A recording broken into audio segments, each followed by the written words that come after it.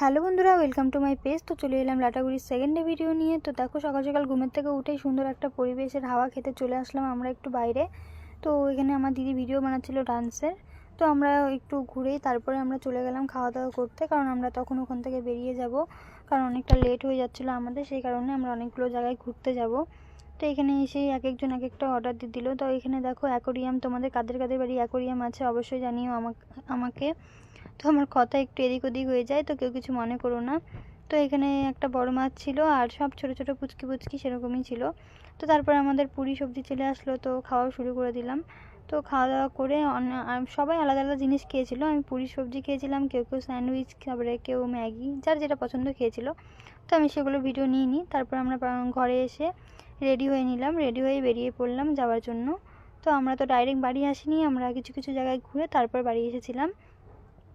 তো দেখো, এখানে আমরা গাড়িতে উঠে তারপর বেরিয়ে পড়লাম যাওয়ার জন্য। তো তোমরাও এখানে আসতে পারো, খুবই সুন্দর জায়গা। এর আগেও আমি আর মানে ওই ফার্স্ট যে করেছিলাম, যে ফার্স্ট ডে, তো ওই ভিডিওর মধ্যে আমি বলেছি যে জায়গাটা খুব সুন্দর, তোমরা আসতে পারো। ওখানে নামও বলেছিলাম আমি, গ্রিন লেমন। তো এখানে দেখো, গ্রিন লেমন মানে নামটা ভালোই দিয়েছে, কারণ এখানে সব তো গ্রিন গ্রিন, দেখো সবুজে সবুজ। তো দুই দিকেই সবুজ ধরতে গেলে, মাঝখানে রাস্তাটা কিন্তু রাত্রেবেলা একটু ভয়ঙ্কর রাস্তা ধরতে গেলে।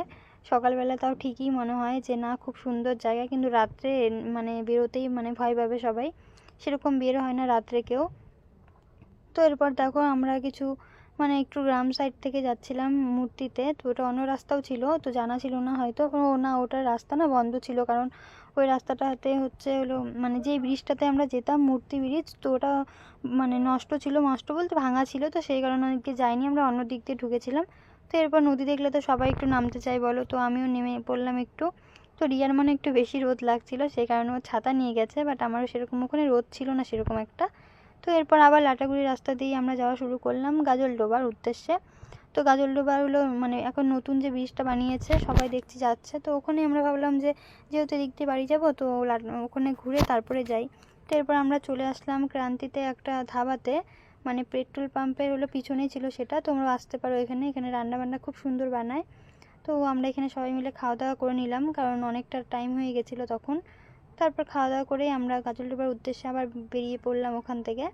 তো এখানে এসে গাজলডোবার ভিডিও আমি সেরকম একটা নিইনি, কারণ তখন অন্ধকার হয়ে গেছিলো আর অত ভালো লাগছিল না, তাই ব্রিজটা শুধু ভিডিও নিয়েছিলাম। তো তোমাদের ভিডিওটা ভালো লাগলে অবশ্যই লাইক কমেন্ট শেয়ার করে দিও। তো এখানে আমরা কয়েকটা ফটো তুলে আমরা বেরিয়ে পড়েছিলাম, কারণ অন্ধকারে একটাও ফটো সেরকম ভালো আসে না। এই রাস্তাটা দেখো, মানে একটু ভয়ঙ্করই রাস্তা, মানে কোনো মানুষ নেই আর খুবই ভয় লাগছিল।